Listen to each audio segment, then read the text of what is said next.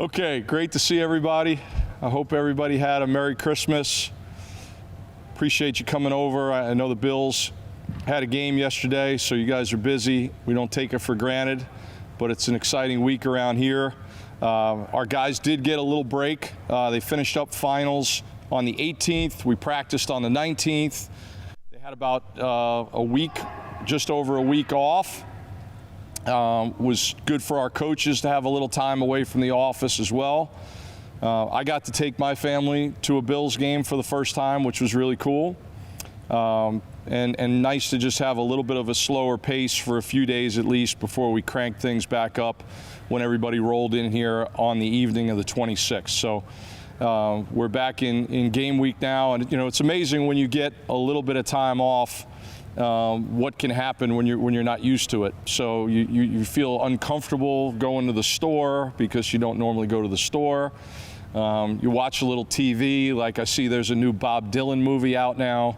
So now I'm excited. There's a new Bob Dylan movie out. I'd like to see it, but it'll probably be March and it'll be on cable before I actually get to see it. So that's just kind of how things go. I remember in 1991, Oliver Stone came out with The Doors, and that was a big deal, that movie back then. It was one of the first sort of historical dramas, Jim Morrison, the whole thing.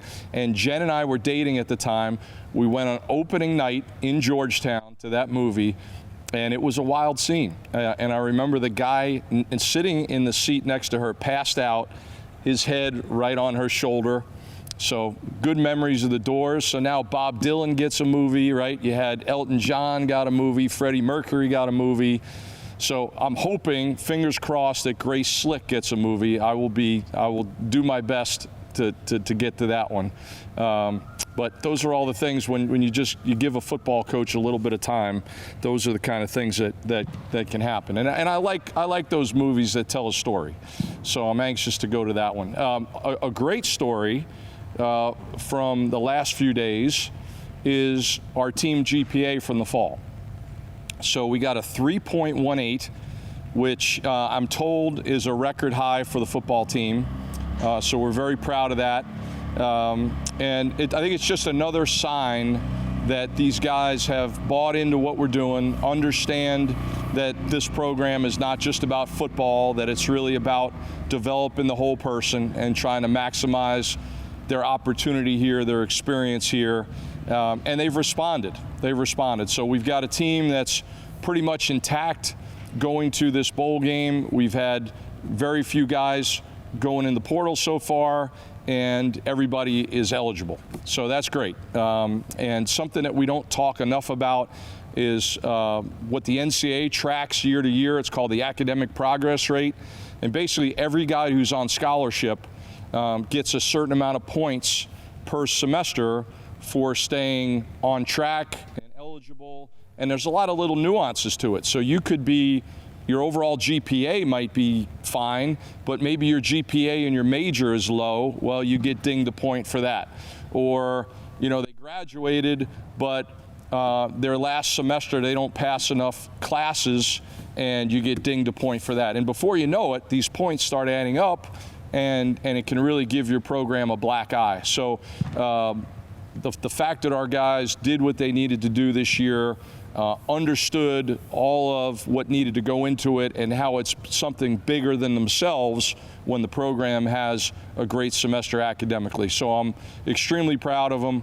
And especially, here we are, we're at the 36th ranked public institution in the country, and we want bright guys here. We want guys who are invested in their academics, committed to their academics, taking advantage of these great opportunities to further themselves from an academic standpoint. So really, really excited about that, pleased about that. As much as we're fired up about an 8-win season, this is really, really meaningful stuff there as well. So getting back to Liberty and to game week, look, we've got a great trip for these guys. This is a wonderful opportunity for not only our players, but our staff and all the support staff, the managers, all these different students that contribute to helping this program up and running and operating smoothly every day. It's a great reward for all of them to be going to such a cool place for 4 days. But we can't lose sight of the fact that we have a job to do and a challenging task at hand with a really, really good Liberty team that's won a lot of games here in the last 2 years. So Liberty's offense, the numbers really speak for themselves. They present a lot of challenges. They're averaging over 30 points a game. They are right up among the nation's leaders in rushing yards per game. So these guys run it as effectively as Army or Navy runs the ball. They move the ball, they stay on the field. They're ranked number 1 in what's called rush success rate, which means they're always going forward. And it's very hard to get negative plays against them when they're handing the ball off. So that's a credit to their entire offense. Their offensive line coach is a guy named Bill Durkin, who I'm very familiar with.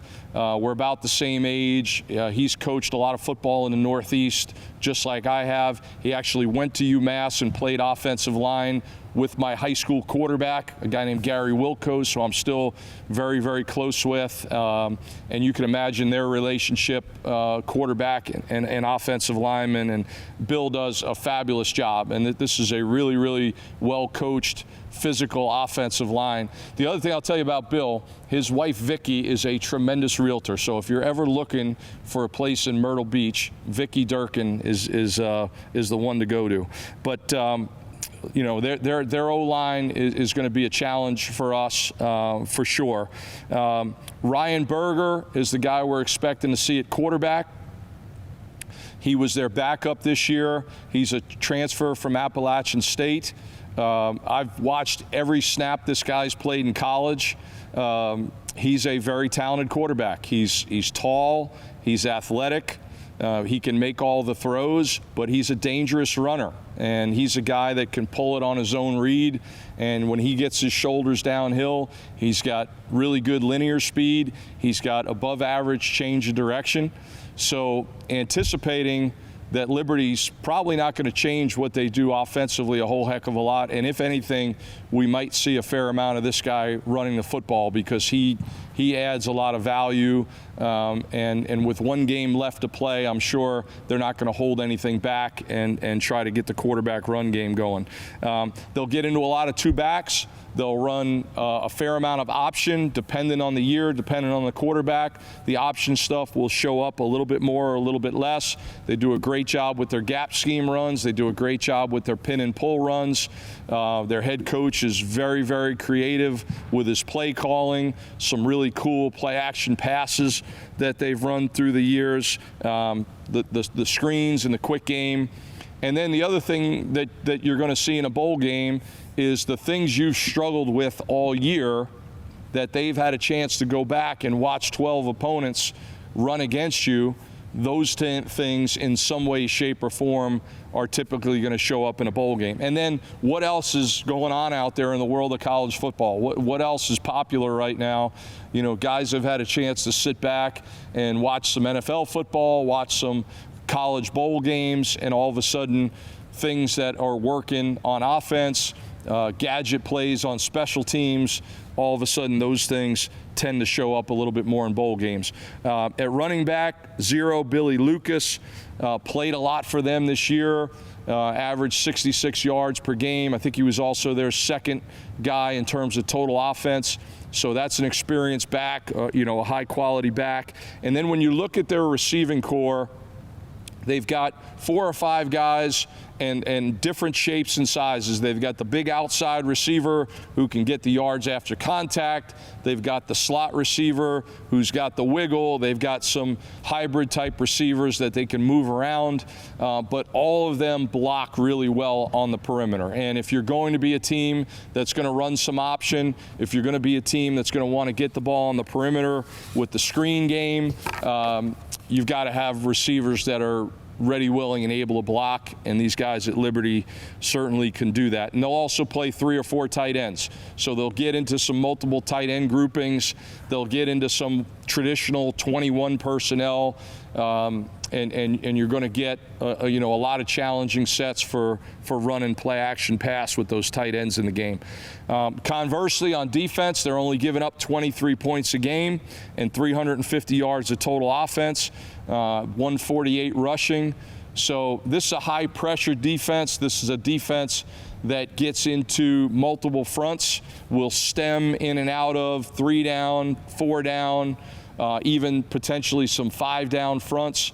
They'll play a lot of what we call middle close safety, 1 high safety. So it's going to be some man coverage, some 3 deep coverage, and also some combo coverage where it could be man on one side and zone on the other. And then they like to bring a lot of pressure from that. So you're going to get the edge pressure off both sides. It could be the nickel coming from the field. It could be the nickel in the mic. It might be the corner or the will from the boundary.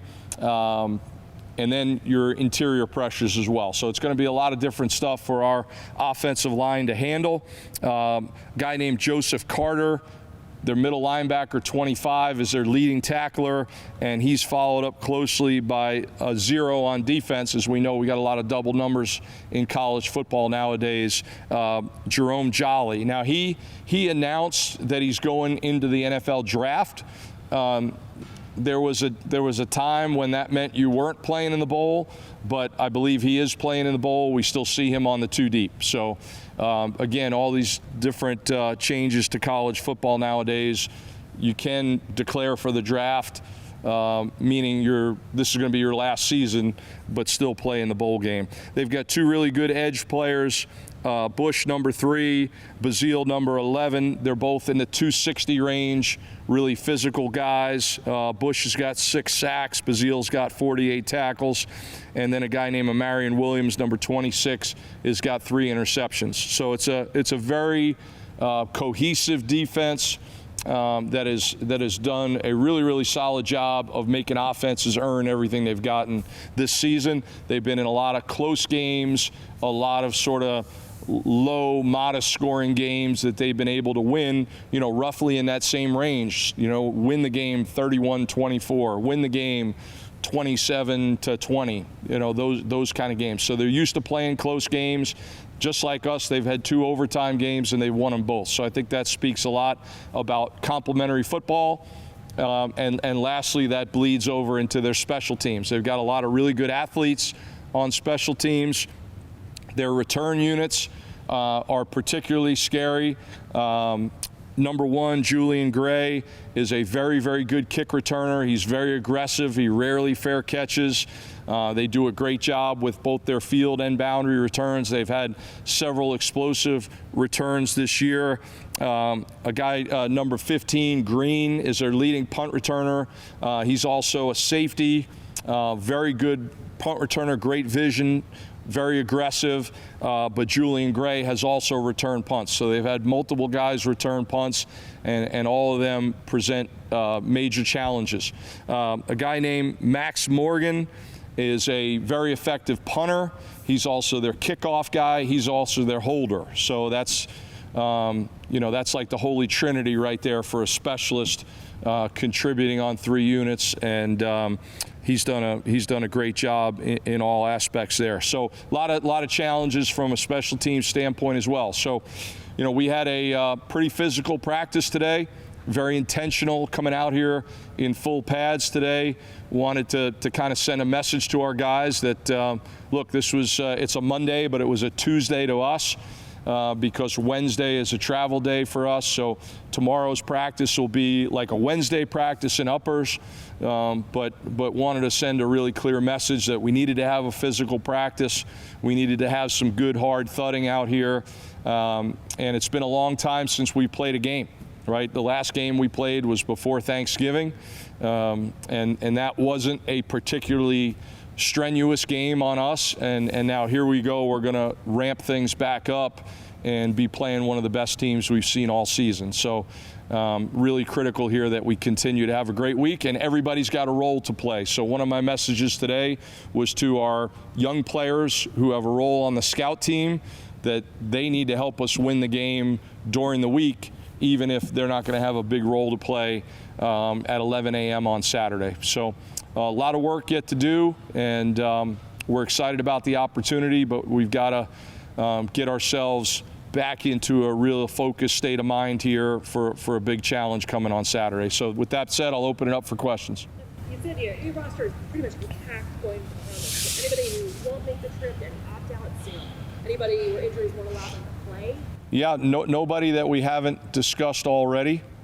So far so good. You know, the next biggest hurdle that we had a few days ago was getting all the grades in, and they trickled in over Christmas. And you know, every time I got an email and an updated report, the news just kept getting better and better. I think we had 76 guys over a 3.0 and 44 over a 3.5 and 7 with a 4.0. So really, really impressed with the job our guys did academically, including those seniors that maybe have graduated already and just needed to make sure they passed their classes here to go to the bowl game. And you know, with very few exceptions, everything was really, really solid. I think we had 2 guys under a 2.0, but their overall GPAs are still really good. And you know, sometimes that happens. A guy gets a hard course or two and struggles with it. Maybe it's something he needs to retake in the spring or the summer. But very pleased with our guys overall. Do you have any players that maybe had an early season injury that might have a chance to come back this season? Yes. So George Wolo has been practicing, and you know, George tore his pec early in the year. You know, that was in the Northern Illinois game, and that was a big loss for us. He's a great guy.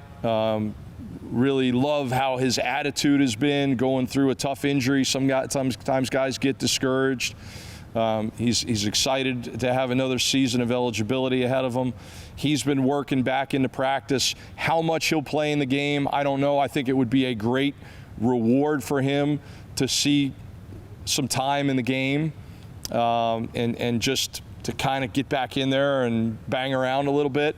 I'm not expecting him to be in condition to do a whole lot, but it's been good to see him working his way back in, and very proud of him.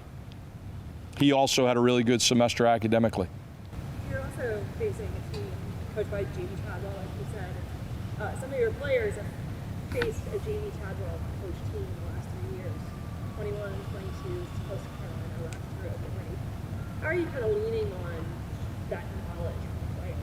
You know, the familiarity of having played Jamie Chadwell? No, it's a good point. You know, they've seen how effective Liberty can be playing complementary football. They've seen how effective they could be, particularly on the offensive side of the ball, with the run game and some of the triple option components that they have, the play action passes that they have.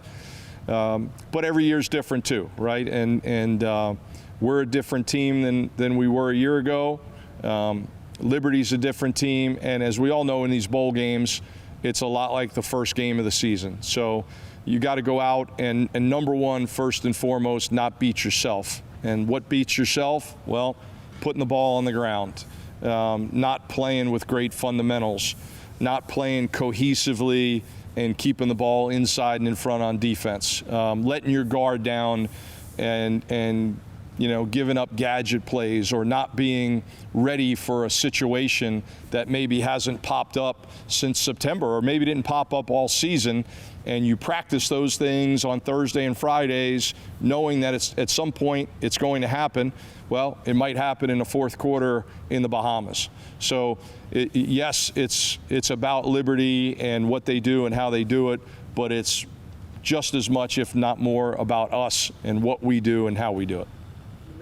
Some of their season accomplishments, yet some of the guys like the quarterback and the running back that were a big part of that obviously aren't playing. How do you juggle that in preparation for this is what we've seen from them, but those guys in particular aren't going to be there? Sure. Yeah, they could be a little bit different, but when you have an established program like this that has been so good at what they do, and a staff that's done it at multiple places, you know, it's hard pressed to believe that they're going to come out and just be, in 4 wides and throw the ball 60 times in this game when they have an identity. And so you got to believe, a lot of the core of what they're doing is going to hold true, and then from there play to the strengths of the guys that are going to be in the game and playing for them, all of which are very, very capable players. He's going to a foreign country as well, too. It's the only foreign country bowl game in the last few years. What advice do you give your players as they're preparing to, relocate to a foreign country for? Yeah, no, there's a lot to it, and very grateful. Aaron Stang, who's our associate AD and our football sports supervisor, Juliana in football ops, Jamie, who's my administrative assistant, and so many other people. Our recruiting staff has been helping out. Felicia, who works in nutrition, she's had a lot on her plate. All of our athletic administrators that have had to contribute to organizing this trip. It's a lot different than just jumping on a plane and going to Idaho or going to Detroit or going to Arizona or going to Mobile. There's a lot of moving parts with passports and all kinds of different rules and regulations. Here's another thing that's going to be totally unique about this game. Both teams stay at the same resort. So normally you go to a bowl game and you're in one place and the opposing team might be a half hour away. You might be using completely different practice fields. The way the logistics of this game work, we're going to be using the same practice site. So one team's got to go while the other team's in meetings, and then vice versa on the following day. So there's definitely going to be some wrinkles to this trip, just simple things like going through customs, and then staying on the hotel property, which I know is going to be fabulous. Normally you come down the elevator and you've got a 30-second walk to where you eat meals and where you have your meetings. This is going to be like a 10 or 12-minute walk from where we're staying. So there's going to be a lot of moving parts, and knock on wood, we've had a very accountable, reliable team. I think we've got a good plan to balance them enjoying the time there, but still staying focused on the task at hand. And of course, there's going to be some guy that drives me crazy and screws something up, and I'll probably get a little hot about it, and that's just how things go. But no, it's there's definitely a lot to it, and I'm very grateful to everybody that's worked so hard to get us to this point. And I know there's it's stressful. I mean, Meg Prunty, who does equipment, she's down there already. She's at the loading docks, watching stuff come off ships right now. So there's a lot more to this than loading up the 18-wheeler and driving it to Eastern Michigan or something like that. You've got a bunch of players who were on this team the last time you played in the Bahamas. Have you tapped into those guys? Have you had those guys talk to their teammates about what to expect, what it's like, where to go, where not to go, any of that? I have had some more informal conversations with those guys about it. I think it's really cool that that some of these guys started their careers making this trip under Lance, and now are getting a chance to play their last game down there. I think that's really special, and I think there's a lot of really good emotions about this for those guys, and obviously they've been great leaders. Our senior class has done a fabulous job all year, and we'll continue to lean on them. Some of those guys are offensive linemen and different positions around the entire team, so we'll continue to lean on their experience and their leadership right on through the end of the game. Jump through any tables at the Bills games or anything fun like that? I saw some interesting stuff going on. It was a lot of fun, parking in the parking lot and watching some of the tailgating going on. We've had such a mild fall, and that was it was the game against the Patriots that we went to, and it was a chilly day, but it didn't seem to be bothering most of the people there. whether they were dressed appropriately or they were just having so much fun that you know, a game in the teens wasn't going to bother them. And it was a really good win too. So they got off to a little bit of a slow start. Patriots came out fast, but it was a good win for the Bills, and great to see them having the season that they are. Okay, appreciate it, everybody.